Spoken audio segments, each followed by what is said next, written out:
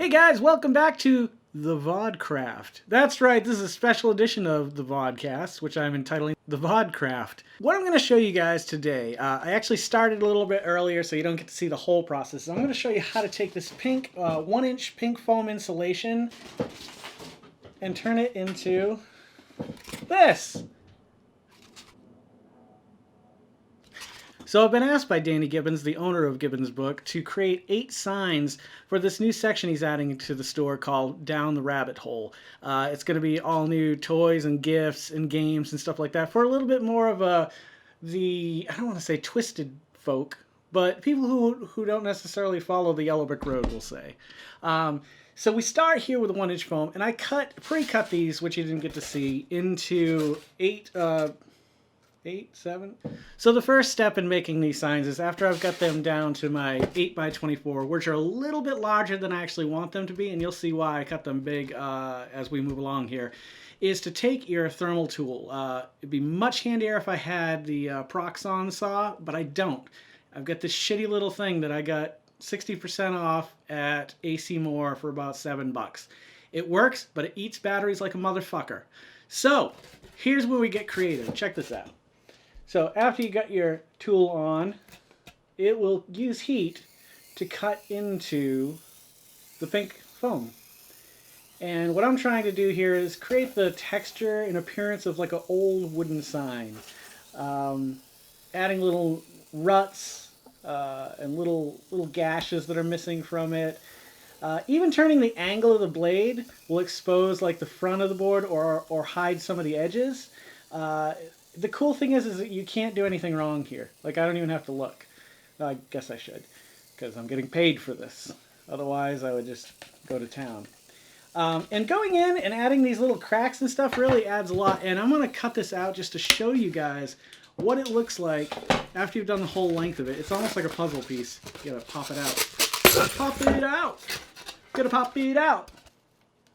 And there's the beginning. And all it's doing is creating like some damage, like somebody hacked up an old board to put it up on a wall for the saloon down the street, or something like that. This is really smooth though, so for the rest of this piece, what I'm going to do is I'm going to show you a little, I like to just kind of shake it a little bit, up and down, left and right, just get it moving, and it'll create more ridges and give it more of like a wood grain, or how you know how when you cut down a tree, how you're always cutting down trees, you fucks. Destroying the earth. It's my oxygen too, motherfuckers. You'll get lines and ridges. So here, down this end, you can see it's kind of smoother. And as you get over here, I've been doing these little ripply ridges. Ripply ridges. That's right. We're just going to add a little bit more of these ripply ridges. And you're basically just going to do it for all 4 sides until you're done.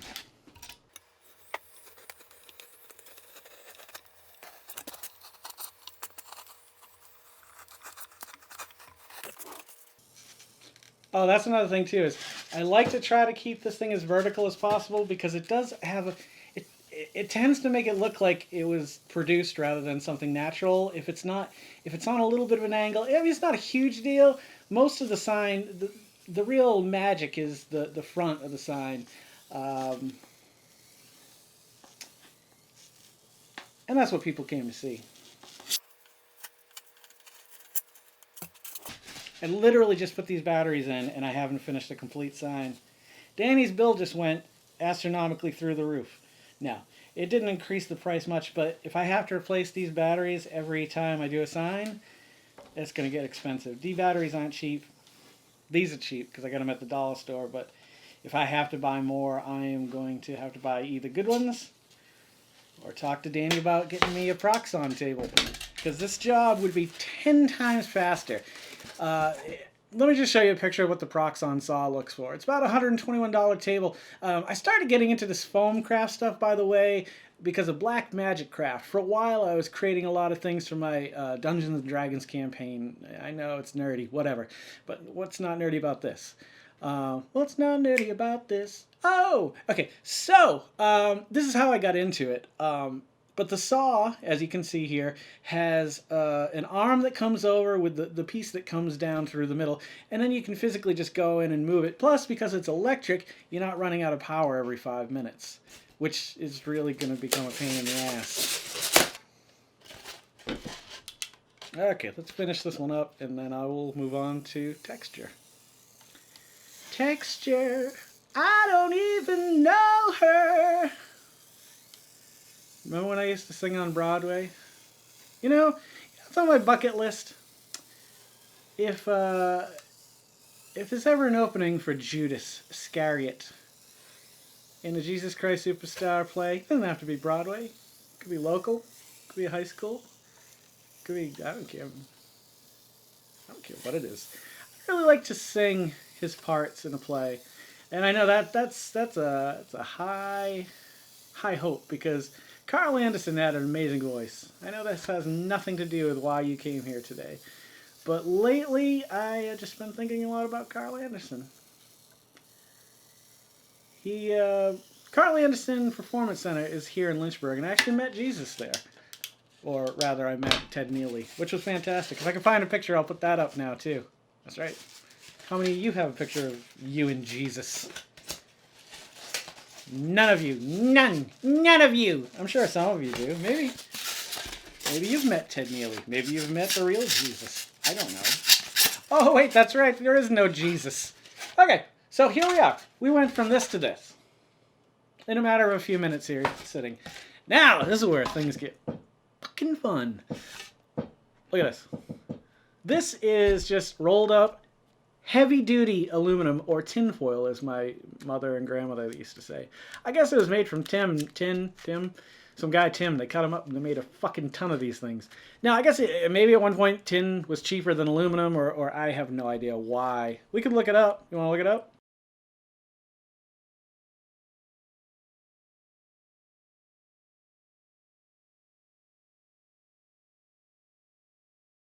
Okay. Ooh, this is the fun part. This is where magic starts happening. Like, this is cool. It's like, oh yeah, neat. That's all right. You know, it's a pink, fucked up looking sign. Now you take this, and what you want to do? I'll just show you. I'll show you. You want to get a good chunk of it. Not a, you don't want to waste it. But you kind of just want to go random and try to form something a little bit larger than that. And the funny thing is, here's a little side note. When I started working with the stuff, I was working on like a 1/30th scale for miniatures. So everything was hard because it was so teeny. So you had to make things look like, example, in a door frame. You can't have like a door frame that's an inch wide, because. So after you got this thing wound up pretty good, you want a lot of notches, but you don't have to go too tight with it yet. It's going to tighten up on its own. All you do is roll it out. Got to stand up for this part, though. Change your angles. Always change your angles when you're doing this, too. I don't think you guys can see this. I apologize. I'm a terrible... I tried to... the Vodkraft was once called Nerdcraft, and I tried to do a craft channel, but when you're trying to craft, and don't worry about it, if you snap little pieces off, it just gives it more realistic, look to it. Okay. I'm going to finish this one, and then I will be right back. And we'll show you the first part of my texturing techniques.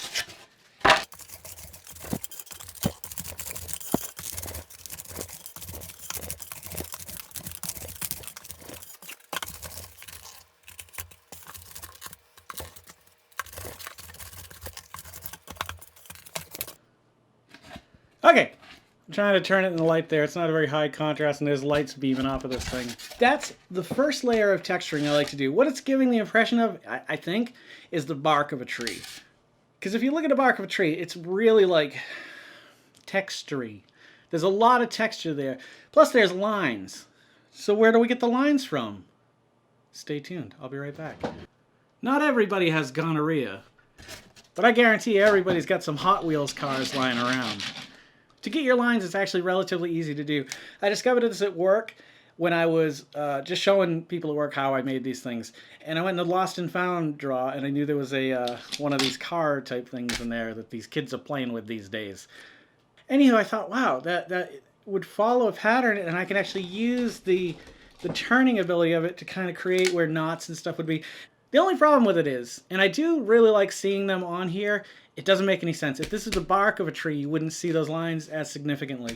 I tried a bunch of different cars, bigger cars, smaller cars, cars that had wheels with texture on them, but these four seem to do the best for what I wanted it to do. So I'm going to try to do this on an angle.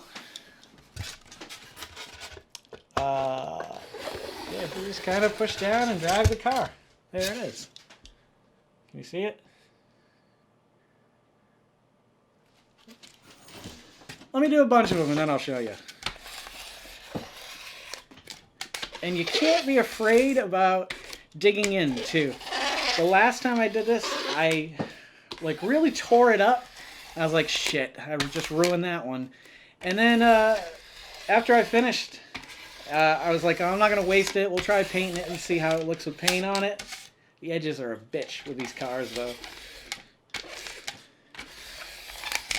And the trick I learned too is create knots in your head on here somewhere. So I've got one here, and one here. So I'm always driving around those knots. And it follows a pattern. So it looks like it naturally formed that way.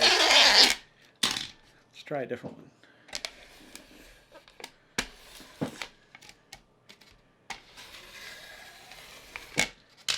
I'll try one of those.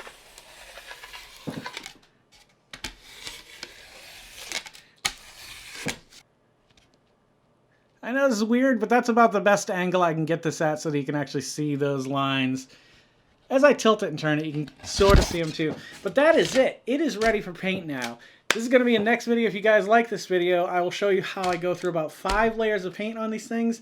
And there's a good way to seal these with the first layer. So if you choose to spray them later on, aerosol will eat this stuff if anything is exposed. So I'm going to show you a certain technique I use that I learned from Black Magic Craft on how to get a good first base coat. I always go almost completely black with it, front and back, and then the tops will be painted, you know, like this one kind of. Alright, so if you guys like this video, give it a thumbs up and I will do the paint video next. I don't want to waste your time and I don't want to waste my time. So if you guys aren't into watching me work on these signs, just let me know and I will just knock it off. Alright, you guys take care. Thanks for stopping by this special edition of the Vodkraft. I'll catch you guys a little bit further on down the road. Take care.